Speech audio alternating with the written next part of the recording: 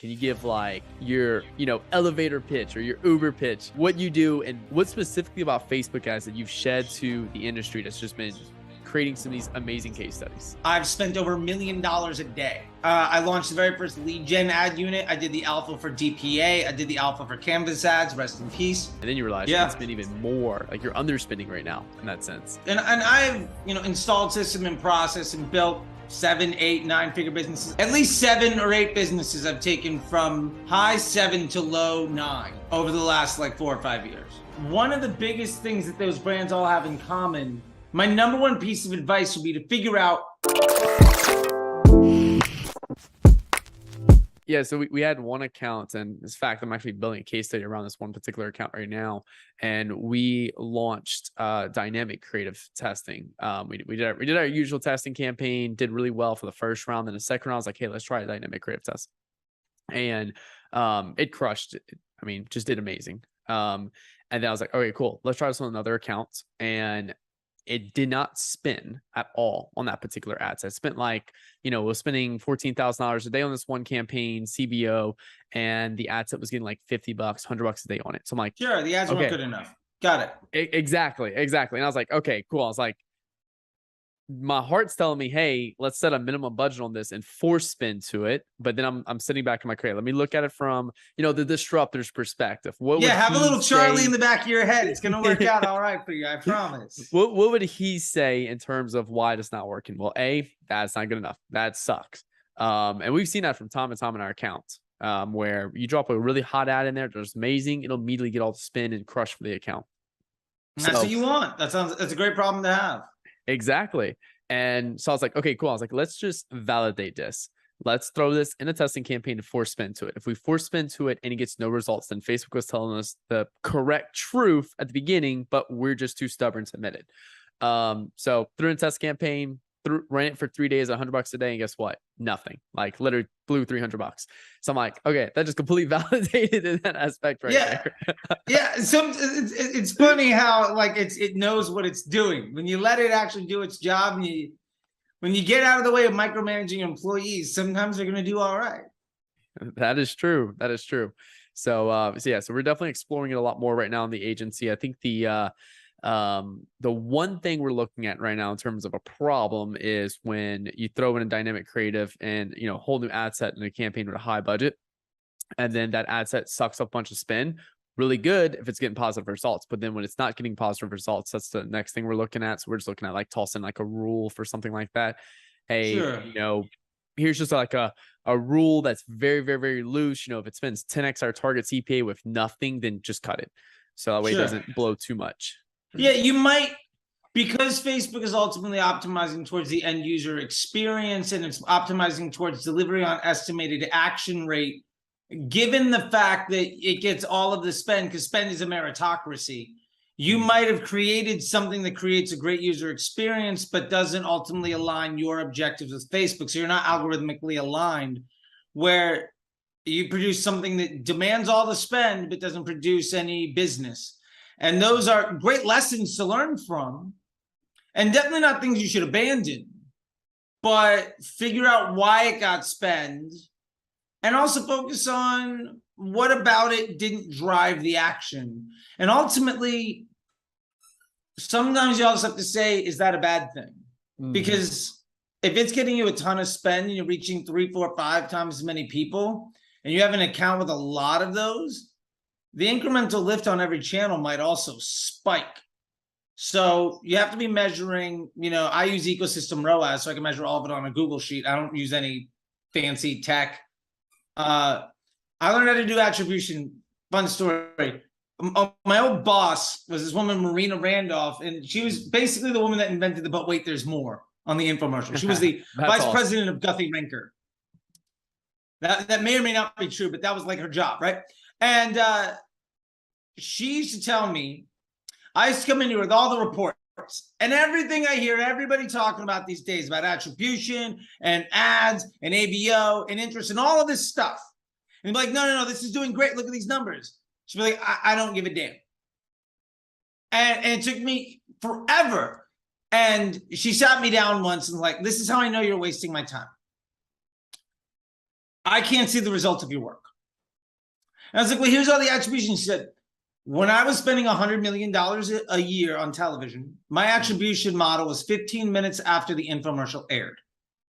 Wow. Get me something that rock solid, or you can't come back into my office and talk numbers. It took me 3 months to figure out how to get 15 minutes of her time.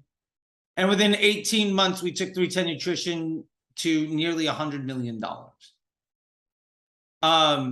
Once we figured that out. The point is, like, you have to understand the omni-channel impact of the work that you're doing.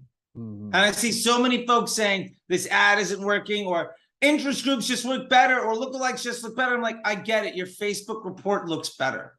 The ego of the marketer is improved, but your finance department doesn't know you exist other than as a liability on the bottom line as a cost.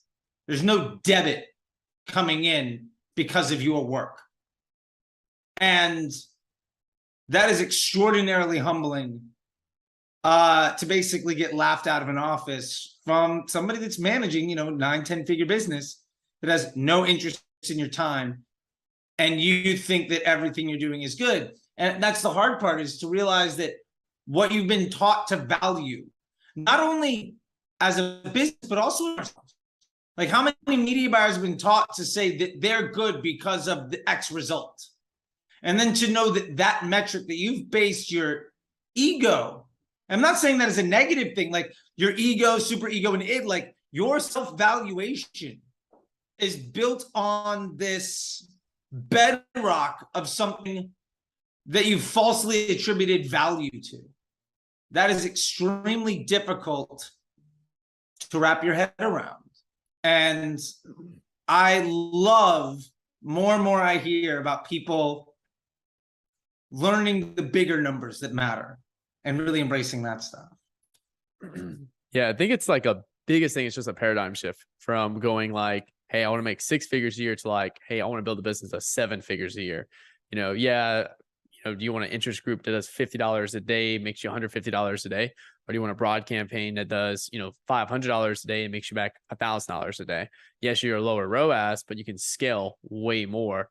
And then you start impacting the things with CPA and LTV, start adding that to it. And then you realize you can spend even more. Like, you're underspending right now in that sense. Yeah. Like, I always tell people, in my experience and I've, installed system and process and built 7, 8, 9 figure businesses. I've been doing it. At least 7 or 8 businesses I've taken from high 7 to low 9 over the last like 4 or 5 years. At one point you're lucky, then it's coincidence. Then it's like, okay, well, maybe this thing works. To the point where now it's kind of like on demand and it'll happen. And what I can tell you is, one of the biggest things that those brands all have in common, like, if I had to set up a business right now to get you to 8 figures from 6, my number one piece of advice would be to figure out, how can I allow a worse result on Facebook to be a good thing for my business? I only have $1,000 a day to spend. Why isn't it 5? The reason it's not 5 is almost always because you can't let Facebook run that inefficiently. My solution to that is, you need to have a better business model. And once you figure that out, I'll give an example with 310, just because we referenced them earlier. When I came in, they were doing about 5,000 a day, like a 2.5, 3x on the 28-day, 1 day attribution. When I left, we were in the 30 to 50K a day at a 0.8 on a 1 day click. Because we knew that customer was worth about a 4 or 5 in aggregate over the lifetime value. So when you start looking at Facebook as an amplification of intent creation and the growth of your business, instead of the place where you make money, Facebook isn't a salesperson. Facebook should never be thought of as the place where you make your money. You know, if you ever watch Shark Tank and somebody's pitch is all we need now is really good marketing, you're going to get laughed off the stage. And my reason to bring that up is if you say all I need to do to scale my business is has Facebook be profitable so I can continue to scale it, you've already lost. And so the point is figuring out all of that other stuff and then making Facebook as stable and predictable as possible so that you can amplify the volume of all of those other things. Like if you truly want to get better conversion rate optimization on your landing page, you sure as hell better not be running more than broad as an audience. Because, or running multiple types of, like how many different type of people do you want coming to your store that you're going to try to optimize after the click? Your store should attract the type of attention that your advertising brings in. But when you start to force that to many different types of people, well, you're going to have 50 people of this type, 1,000 people of this type, 400 of this type, 300. There's no way you're going to be able to have a solution that fits for all of them. But if instead they're all whatever, because every ad makes its own lookalike audience based on its performance. If your customer experience is built off of just optimizing the flow of who your ad attracts,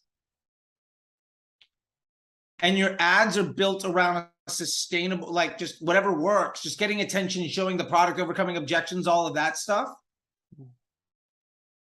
then your ability to make CRO is going to improve. Your ability to test LTV is going to improve because every customer more or less looks and feels the same. They all have the same customer experience before the journey. So figuring out how to improve LTV by 20, 30, 50%, it's going to go way up because everybody's the same. And then trying to make business decisions that'll grow so you can plan for 3 months, 6 months, a year in the future is going to be a lot easier when your data set is one type of customer because you're ultimately promoting one product and attracting ads that bring in that type of user. And maybe you want to expand who those people are. And so you find different ads that will target different individuals, but still you're strategically expanding the business. So you go from a car dealership that just sells minivans to being a car dealership that sells minivans and sedans. You don't go minivans and then F1 sports cars. There's no vertical integration. That doesn't make any sense. But like, to use the real world example, if you're an iPhone accessories business with cases, instead of then going to cat toys, maybe you go to like chargers or like phone accessories. Like you bought one, you're likely to buy the next. Now the customer journey feels very similar and it becomes really easy to build a brand. But yeah, I don't know. That stuff is just fun to me. And I love to see how many more people are embracing it. And people doing the one campaign and the dynamic creatives. And I've gotten to the point where I just like send people links from chats I did in 2018, 2019, ebooks from 2020. I'm like, I love that you finally embraced this. Here's the roadmap for your next 6 months. And I get some people pushing me back like, nobody likes a know-it-all. And I'm like, sure. But if I can save you 6 months, why not just listen, especially if I'm going to help you out the whole way? And I don't know everything. I just have the luxury of making hundreds of millions of dollars of mistakes. There's a benefit from that, you know, like I get to teach and every day I have folks coming in from ad accounts, from different agencies and experts and gurus. Like I can't tell you how many people I talk to where it's like, hey, Nick, you know that account that's not really working out and this guy said goodbye to you 2 weeks ago? They became my student 3 weeks ago. Like that kind of stuff happens all the time. And so I know how people are doing things. And when I give people advice in public, I'm not calling them out to be a dick. I'm like, I've already seen your internal workings. I already fixed your problems 6 times. If you listen to me, I'm going to be able to help you. And it's fun. Plus, you know, I get it. I feel like this. I'm curious what you think. The elite media buyers, the elite agency folks, the elite marketers. There's something like, did you see Maverick from Top Gun? You know the Top Oh, Gun Maverick movie? absolutely. Watch that movie twice. There's a little bit of that in a lot of the really good media buyers. There's sort of that like alpha dog mentality, right? There's a little bit of that swagger that you kind of need a little bit of it. I think you need that confidence, you know? And so I'll gladly be Maverick with the new class and just trying to help people out. It's not that I'm trying to be a dick. I'm just trying to let you know, you think you can't, you need 3 minutes 15. I can do it in 2:18 every time. I'll knock it in. I'll do that run in under 2 minutes 30. Like, I'll just show you the way. And then all of a sudden you can do it, you know? Like and I'll reference this, for 2,500 years, nobody could run a mile, or 2,200 years since it was defined, from like the Greek warrior running to the city of Marathon, and that distance being calculated. For 2,200 years, nobody could do it under 4 minutes. In the 30s, a scientist / like part-time athlete in the rain on a windy day did it in 3 minutes and 59 seconds. It took 48 days for somebody else to do it. You just need somebody to show you that it exists and it can work, and then all the floodgates open. And I don't know. I enjoy talking about this stuff. I don't even remember where we started. I feel like I completely derailed this. I apologize. Well, it's in a good direction. And there's definitely some people right now that I know are watching this are like, Nick, who the hell did you bring on the channel? So, Charlie, I know there's a good 50% of our viewers that know you, watch your channel, consume some of your stuff. Some people I've sent your way, and they're like, dude, Nick, thank you for sending me to Charlie. Like, I've been seeing the stuff you talk about broad. I went to Charlie, learned more about broad. Now it's like exponentially growing my results with Facebook. But, for those who don't know you, Charlie, can you give like your, elevator pitch or your Uber pitch of Sure. what you do, and what specifically about Facebook guys that you've shed to the industry that's just been creating some of these amazing case studies? Yeah, I mean, I've been around the Facebook game since before there was a pixel. I remember when conversion campaigns were invented, which, by the way, was 10 times the tragedy that iOS 14 was supposed to be. And my clients have been mom and pop shops spending $50, $100 a month, to CBS, Nissan, Apple, Progressive Insurance, MGM, New Balance. I brought brands to market. I've been around the game for a long, long time. I've developed 6, 7, 8, 9-figure brands. I've spent over $1 million a day. I launched the very first lead gen ad unit. I did the alpha for DPA. I did the alpha for Canvas ads, rest in peace. And I was there for the development of the Power 5 in the original Facebook Disruptor group. And so I kind of helped write the manual on how to do creative testing and use CBO with advanced matching to scale to $100 million for brands. And over the last several years, I went from training agencies and working in-house as an employee at businesses to training media buyers, brands, and agencies at a direct level to teach them the operations, standard operating procedures, and the architecture and the repeatable systems and process for projectable and scalable results that you can trust. I just thoroughly enjoy this stuff. I know it intimately because I helped build a lot of it. And I like I think I said before, I've made a couple $100 million in mistakes. And now every single day I get to talk to people from around the world where I'm in their ad accounts solving their problems. And my biggest focus is to help people be more successful, to be less stressed, and to ultimately create jobs and opportunity, confidence, and freedom for folks. And that is a blessing that I can have because I have been there. I'm a recovered junkie. I got about 10 years clean. I used to have to make the decision between heroin and food. And now I get to help people quit their jobs and achieve their dreams and create opportunities for others. And it is a beautiful place.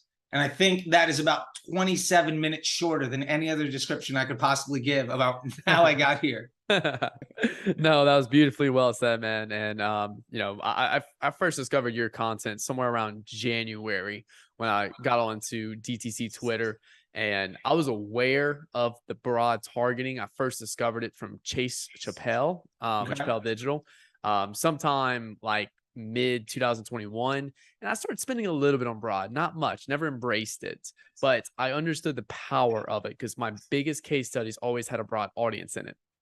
So then I came across your stuff in January and I started really embracing it. And since February of 2022 till now, we haven't ran one interest, one lookalike, or one retargeting campaign.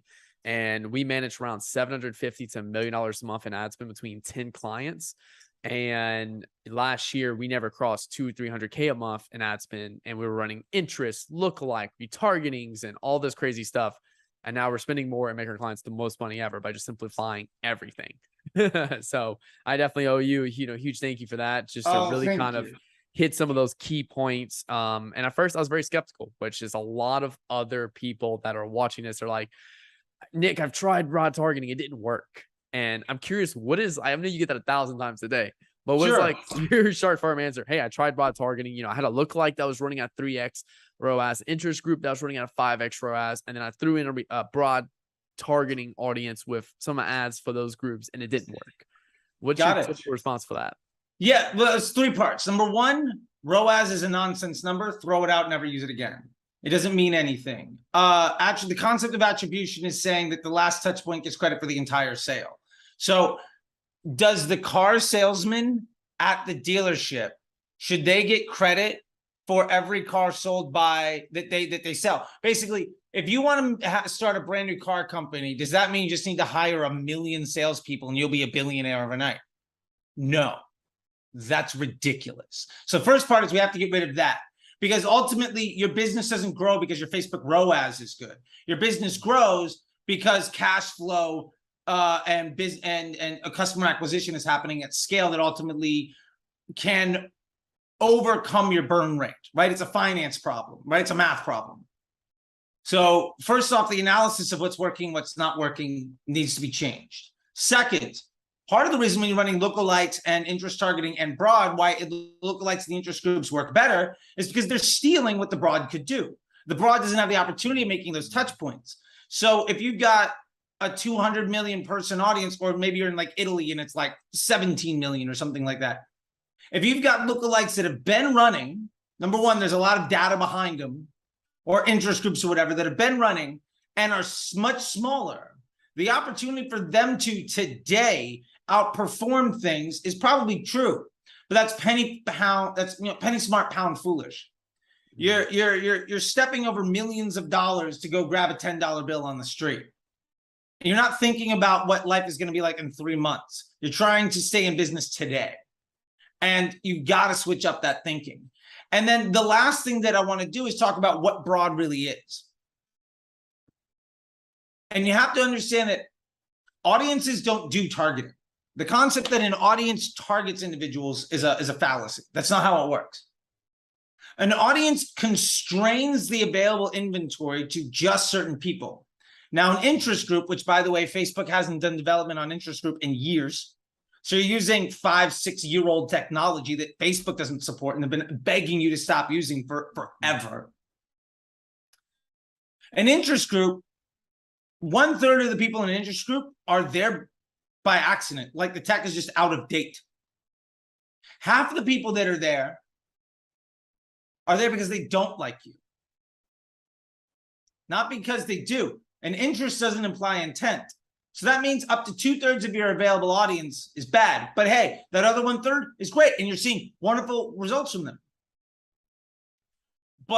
And then you're like, well, lookalike targeting just follows people that are going to buy. Sure, but it's predictive. It uses a data set that you have to establish what things might happen. The problem is, as you deplete that data set, you're getting a smaller, if it takes you 1,000 impressions or 20,000 or 100,000 impressions to drive a sale, and say you reach 50,000 people, one person buys, which isn't terribly uncommon with CPMs. Let's say it's 5,000 people, 3,000 people to get somebody to buy. 3,000 people, $20 CPM, $60 CPA. Let's say it's 3,000 people. The quality of that lookalike after several weeks is going to continue to deplete because you're running out of new people. So you're making a copy of a copy based on lower quality data over and over again. So it's like a VHS of a VHS of a VHS to the point where it stops working. So audiences don't do targeting. They restrict the available inventory to a certain spot. Now, the real truth is ads do the targeting. And I'll give a very quick example on this.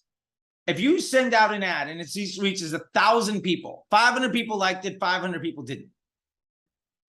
When that ad goes out to the next 1,000 people, do you think that Facebook will try to comprise that 1,000 people who are more like the 500 that received it positively, especially if somebody clicked on it or watched it or commented on it?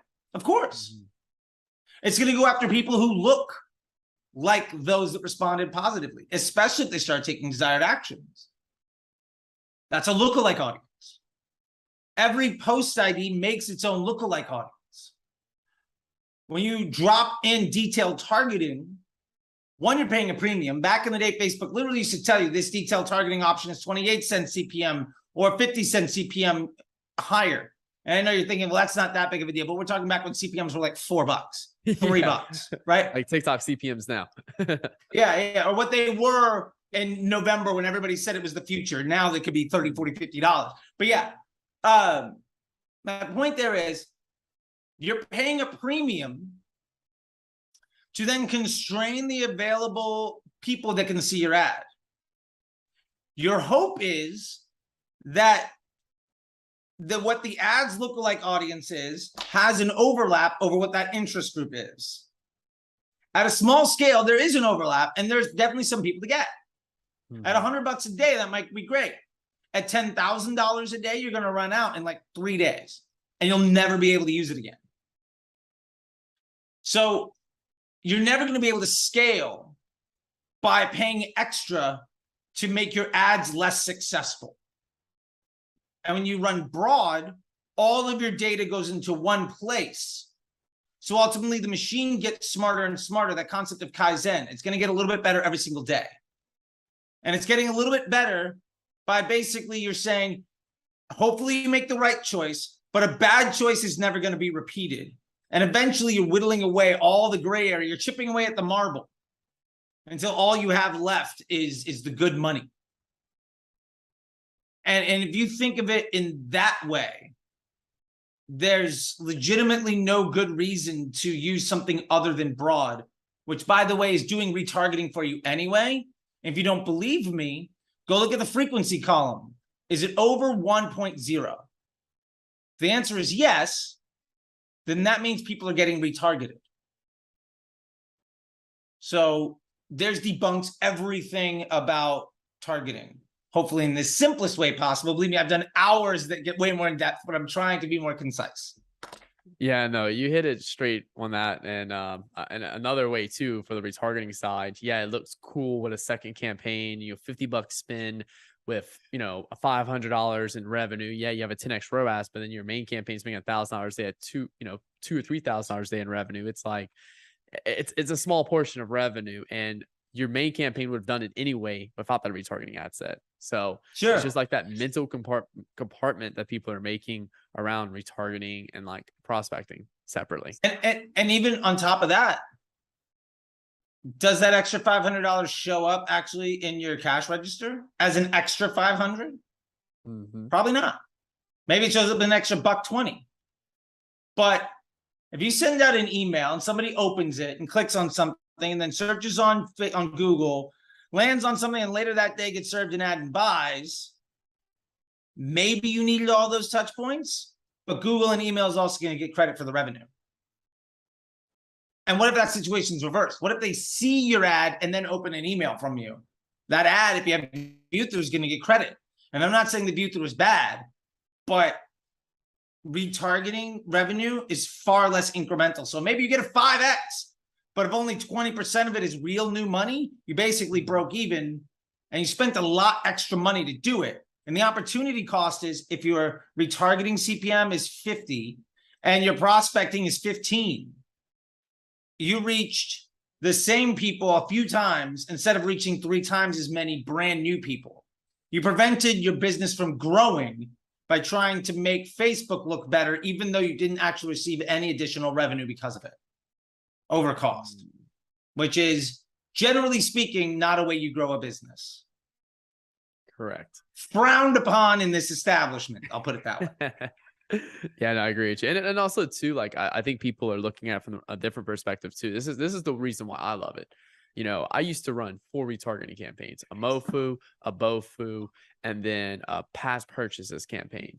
And then some of those campaigns I would have like a 0 to 7 days, 14 to 30 days. And I would have so many different creative concepts in the account that I was focusing on stuff just to make a little bit more money in the back end, but I wasn't focusing on the things that was, you know, you can go, if you go double your top of funnel revenue right now, it's going to create an huge incremental lift in your business. Sure. If you would go increase your retargeting effectiveness, yeah, it might make a little lift, but your retargeting is still dependent on your prospecting anyway to keep feeding people in the funnel.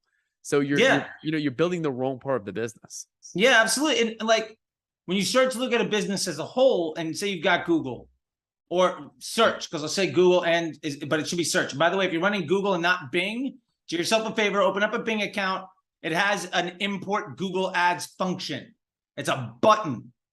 And you'll basically be on 2 platforms that will 100% duplicate your Google. Do that right now. Like pause, come back in like 15 minutes, and you'll be making a few extra bucks tomorrow. Like just do it.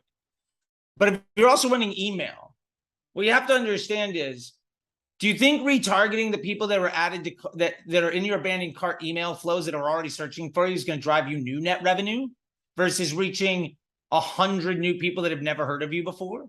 Which one of those things do you think, if you do at scale 1,000 times over, is going to make you rich versus which one is going to make a report that makes the Facebook media buyer feel good in a meeting that doesn't include the CEO or the finance department?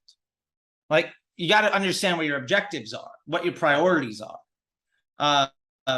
So yeah, running it broad on Facebook also improves your email open rate, because people like your business are more likely to open the email. Improves your search volume. And if you're running Google Analytics to data traffic analysis in UTMs, which I have a whole other problem with UTMs. I don't use them, but that's just because I don't care about ego.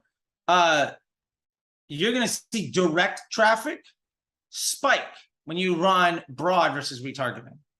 The direct untracked traffic is going to go way up, because how many of those people just hear about you and go to your site? Or how many of those people click, but they got ad blockers on?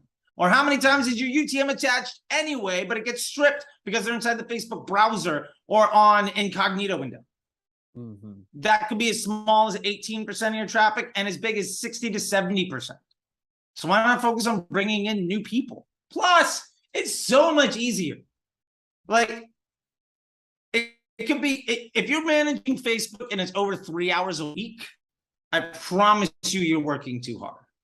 Like, I'm an equity partner in a business, women's clothing business. I got brought on in February. They spent $200,000 in Facebook ads. In July, we spent 1.2 million.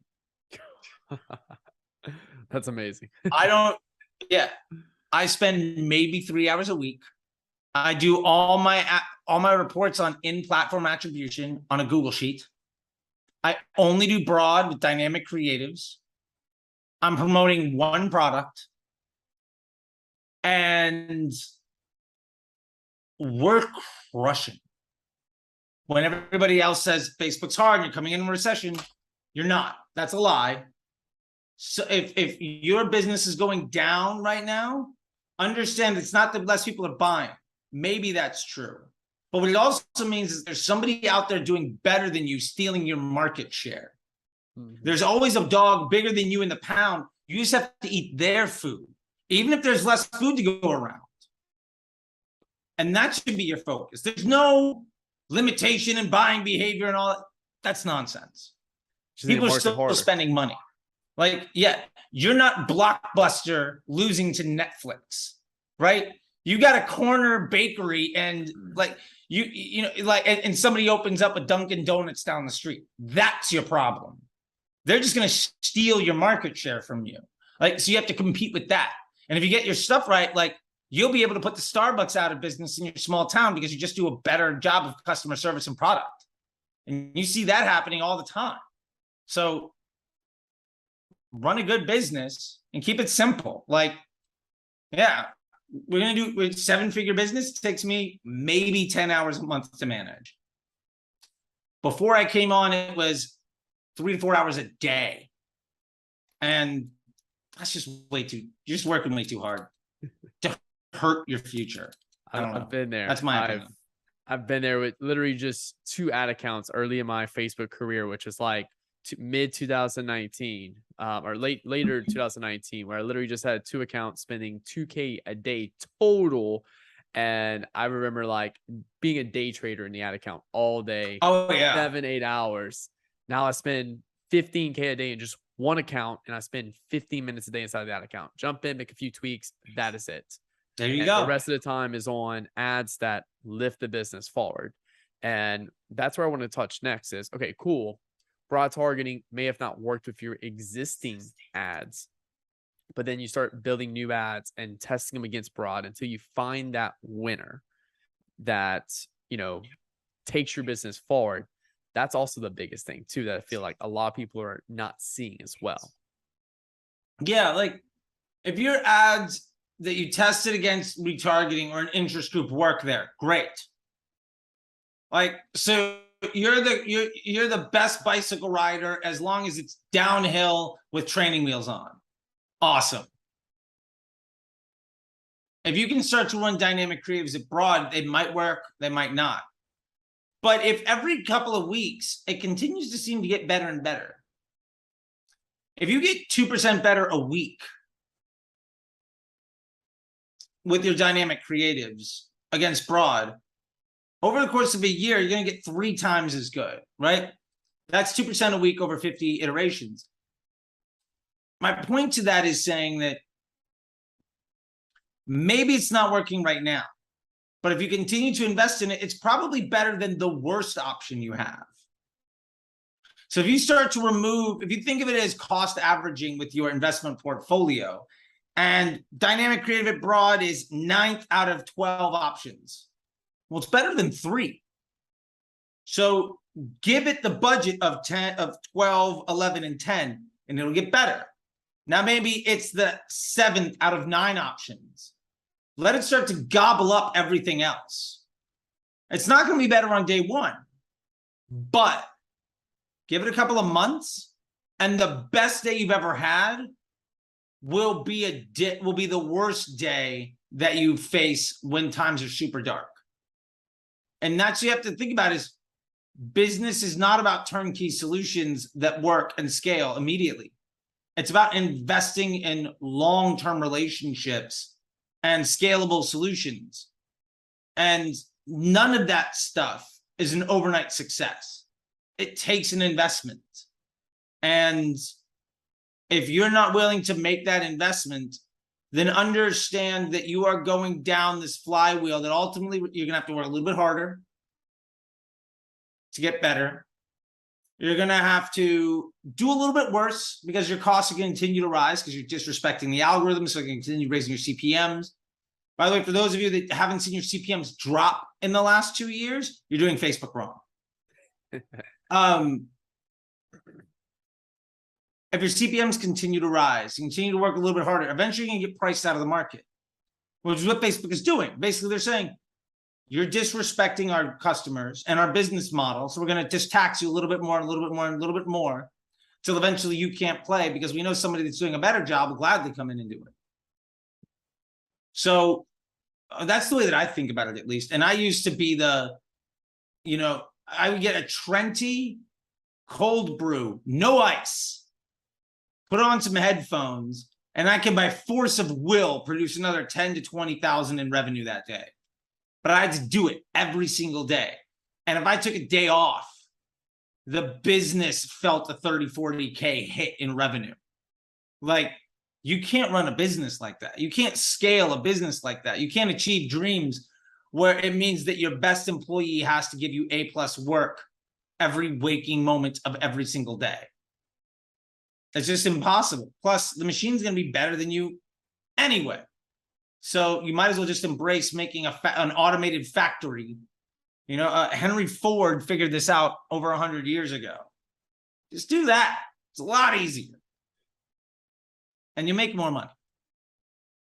Yeah, you spend a lot less time in the ad account. And that's, you know, a lot of people are like, well, I don't mind it for the money. But yeah, you do that for a year and then your business barely moved forward and you realize you wasted a year when you could just jump in, embrace this now, and, you know, tremendously change the trajectory of your business, which is huge. And I'm curious too, because I know we're going to get into the end of this, but just for the people that are kind of questioning, like, you know, your setup, and you said you run one campaign. What does that one campaign look like? It looks like this.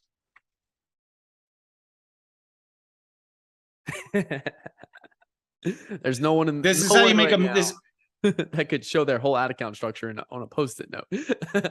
yeah, this is how I spend $1 million a month on Facebook. One ad set that has your best post IDs. 1 to 2 dynamic creatives whose sole job is to produce ad sets that cost average to improve the efficiency of that winners. When you improve your efficiency, let's do some quick math. If your goal is to get to a $50 cost per, and you get it down to a $45 cost per, you could immediately invest 10% more at a complete loss with no additional revenue. And you're still better than your target. Now, odds are you're not going to see no additional revenue. Right? Maybe you increase it by 10 and it goes to like $46. Great, do it again. Maybe it goes to like 47. Great, do it again. Maybe it goes to like 48. You let it sit, it gets a little bit smarter, it starts to work its way back down to 46, 47. It's about profitable scaling margin. Understand, beat your objective, and then invest into the margin and put some of that money in your back pocket so that ultimately I look at growing a business with what I call a total loss investment. How much money can I dump into this with zero earnings and I'm still okay? Because even if I get nothing attributed to a Facebook sale, my search volume is going to go up. I'm going to get more people signing up for an email list. And if you can't make money on the back of that, you probably shouldn't be in business anyway. And so, yeah, that's all you need. How long should you be running the test for? Until they're done. Do you think the Gregorian calendar has any impact on how mathematics work for the scientific method? Do you think Isaac Newton or Madame Curie running the scientific method gave a damn about how Romans wanted to account for the rising and the setting of the sun? No. Doesn't matter. I launch my test once a week. I don't care. Is it done? I don't know. Well, then it shouldn't be over. And the way you know that your test is over is the result predictable? Can you say, I know for a fact I'm going to end here? If the answer is no, well, then the test isn't finished. You have no confidence. So ultimately, it's about setting yourself up to make binary high confidence decision. Is it better? Yes or no? If the answer is I don't know, well, then your test isn't over. And when the answer is yes, great. Put it into your winners campaign. Get rid of the worst option. Cost average down. And you run that process over and over again. It's going to be really hard to be unsuccessful when every week you're getting a little bit better. Like, if that doesn't help you, I don't know what to say. Like, then Facebook's done its job. And when you focus that on one offer and you do something very well, you're gonna be it's extremely difficult to be unsuccessful. Like, at that point, you are only working on amplifying the part of the business model that can handle scale and is already working. That's money in the bank. That's just easy peasy, rinse, wash, repeat, scale another business. Like that stuff is, when you get it down to that simple, like I said, I got it on a sticky note. I got my entire account structure down on what is effectively a not very elaborate Etch-a-Sketch. If it's more complicated than that, you're probably doing it wrong. My golden rule is, if your solution to the problem is to make things more complicated, it's the wrong solution. That's true about 98% of the time. There's every now and again you got to be more complicated. It's not a goal. It's not perfect.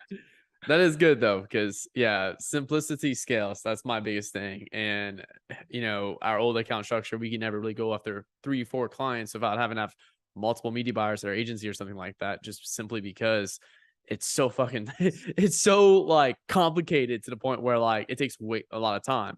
When you have a very simple ad account structure, one, you're also going to see more consistency with Facebook, which is also the biggest thing we noticed.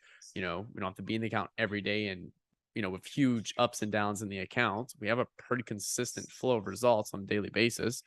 And then two, it's simple. It's literally anyone. We can hire someone really quickly, teach them it, and they can immediately implement it in that sense right there. And then we also focus on what you can control, which is exactly goes back to your dynamic creative test and everything, and building better ads that move the business forward on a weekly basis. And I know for you can attest to this as well, that usually when you hit huge breakthroughs and spend is due to a better ad as well. Like part of that 2 million to 1.2 million was investing in consumer psychology and working on our business flow, and resulted in an ad that spent $2 million. And I've shown that ad. I've broken it down. Dara Denny did like a dive into it. I've seen it. And she was like, submit me your ads. And I did it. And I was like, here's the receipts. Here's a screenshot of the thing. And she's like, okay, Charlie, bring in the heat. Let's check it out. And by the end, she's like, okay, this is wow. And this is good. I like it. And I would say, if you're going to invest your time and energy, spend it working with someone like Sarah Levinger on your consumer psychology, or Glenn Rudin on brand positioning. That's going to move the needle 1,000x more than an audience or bidding model ever will. And it'll do so in a sustainable fashion that will create long-term cash flow and growth. Otherwise, you're playing the lottery.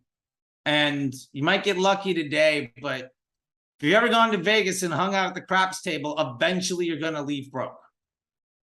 Like you can't win. Like you don't just make more money the longer you sit at the table. That's not how it works.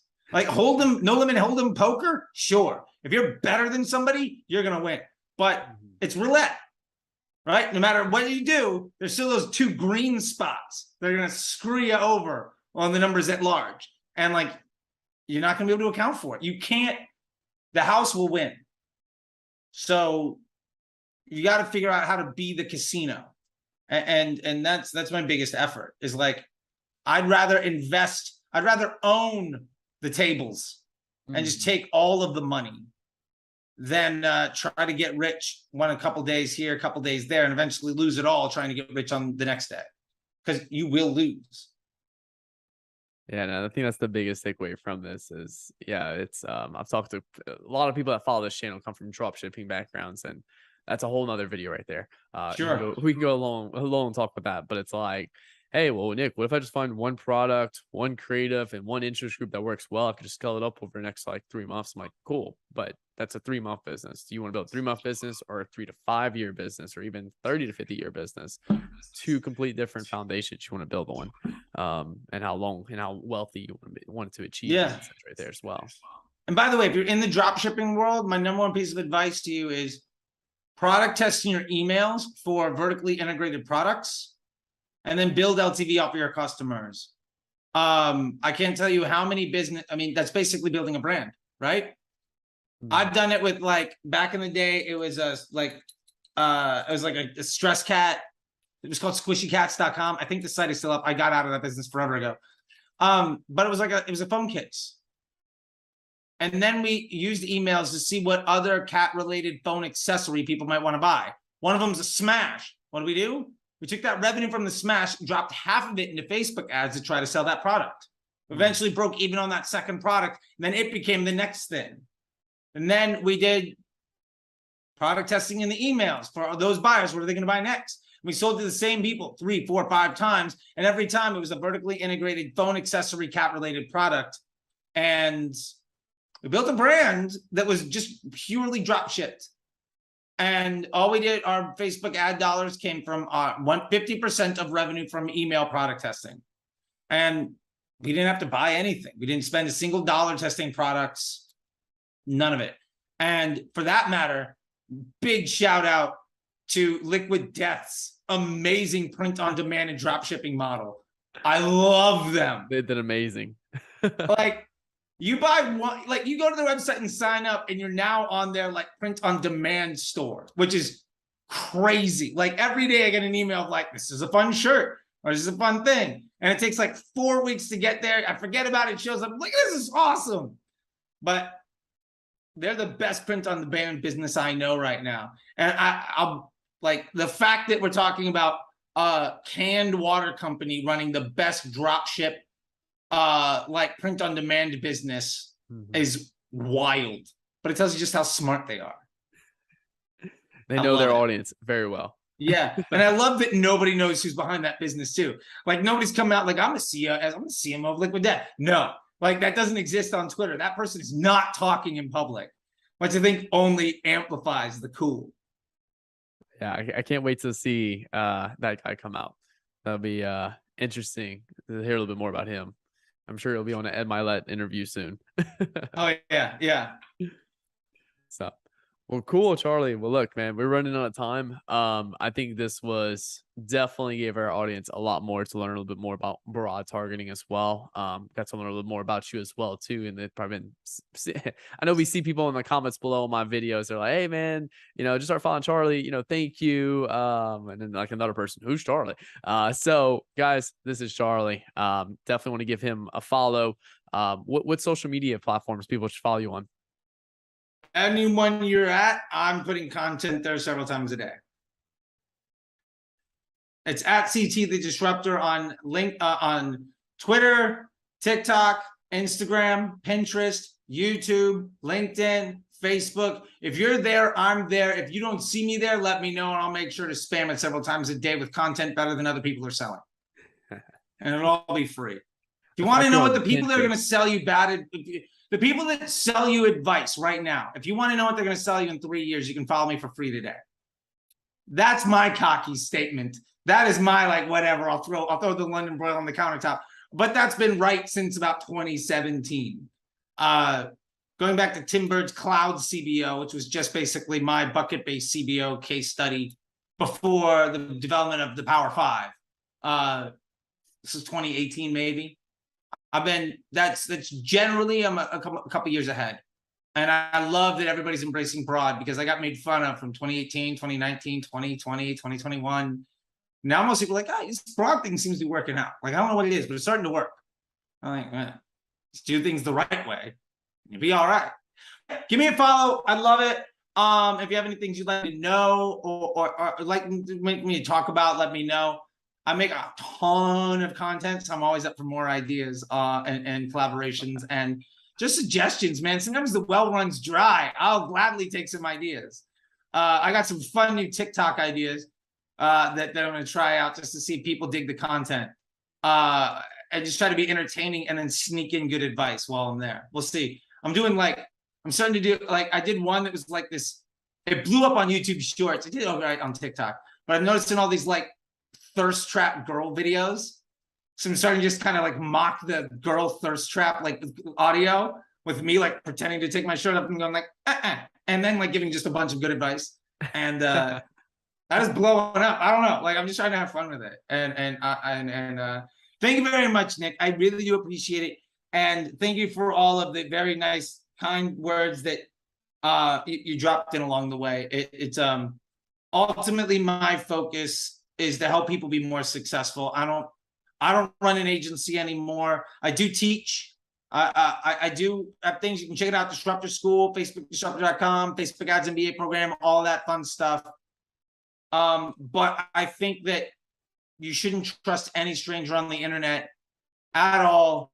But if you're noticing all the people that you take the advice from all seem to quote the same person, maybe start following what that person has to say. And you can skip the line a little bit, and then hire these other, you'll know who to hire to help you because they know that you're there and you guys are aligned in how you feel. And hey, just more money in the pockets of folks, more confidence and freedom, more smiles on people's faces. That's a good day for me. Absolutely, man. Well, look, I appreciate you coming on board. I know everyone took massive value from this video. Guys, if you have questions, drop in the comments below. Also, to hit him up on Twitter as well, too. I know he's pretty active as well on Twitter as well, too. So feel free to reach out to him on there as well. But yeah, Charlie, thank you again for coming on board, and really appreciate your time today, man. Thank you, man. I'm excited. This was great. And yeah, this will be until next time. And blow up the comments. Like, I'd love to do a mailbag show of all your followers, and just like, Tim in Arkansas says this, Lisa in Pacoima needs an answer to this question. You know, Stacy in Albuquerque, and all I know about Albuquerque is that Bugs Bunny should have taken a left there. So like, teach me something too. We'll have a good time. Hey guys, drop a bunch of comments below, and then yeah, maybe we can do a part 3, part 2 for my part 1 for my channel, but we've already done a video together on Charlie's Twitter as well. But yeah, we can do kind of a part 3 to this with everyone's comments below. Y'all just hammer them below, and